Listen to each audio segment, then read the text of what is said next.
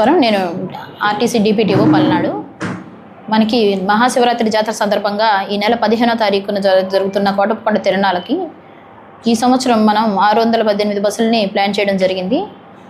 గత సంవత్సరంతో పోలిస్తే ఈ సంవత్సరం దాదాపుగా 70 బస్సులని అదనంగా ప్లాన్ చేసిన జరిగింది.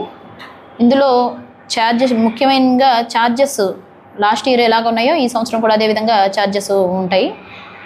స్త్రీ శక్తి అప్లై అన్ని బస్సుల్లోనూ మరి అవకాశం ఉన్న అన్ని బస్సుల్లోనూ తిప్పే అన్ని బస్సుల్లోనూ స్త్రీ శక్తి పథకం కూడా అమల్లో ఉంటుంది. వాటితో పాటు లాస్ట్ ఇయర్ మాదిరిగానే వినుకొండ, అద్దంకి, చీరాల, అలాగే చిలకలూరుపేట మరియు నర్సరావుపేట నుంచి కూడా క్షేత్రానికి బస్సులు నడపడం జరుగుతుంది. ముందు రోజు నుంచే నర్సరావుపేట నుంచి అలాగే చిలకలూరుపేట నుంచి 14వ తారీఖు నుంచే బస్సులు కొండ వరకు నడపడం జరుగుతుంది. అలాగే ముఖ్యమైన మనకి నర్సరావుపేట వరకు వెళ్ళేవాళ్ళు, కొండ దగ్గర నుంచి నర్సరావుపేట వరకు వెళ్ళే వాళ్ళ ప్యాసింజర్స్కి క్యాంపు పెట్రుపాలెం నుంచి కొండ వరకు ఉన్న మధ్యలో గల ప్లేస్లో మరి క్యాంప్ ఇవ్వడం జరిగింది.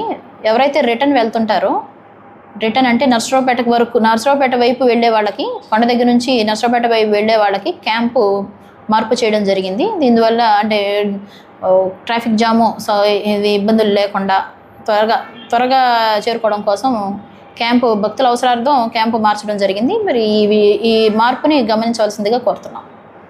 ఈ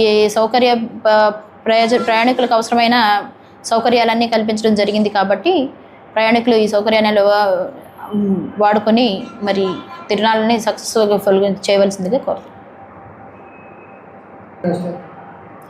సిబ్బంది లాస్ట్ ఇయర్ ఉన్న దానికన్నా ఈ సంవత్సరం వచ్చేటప్పటికి 2000 మంది, దాదాపు 2000 మంది వరకు సిబ్బంది అంటే అసిస్టింగ్ స్టాఫ్తో పాటుగా 2000 మంది వరకు సిబ్బంది పనిచేయడం జరుగుతుంది.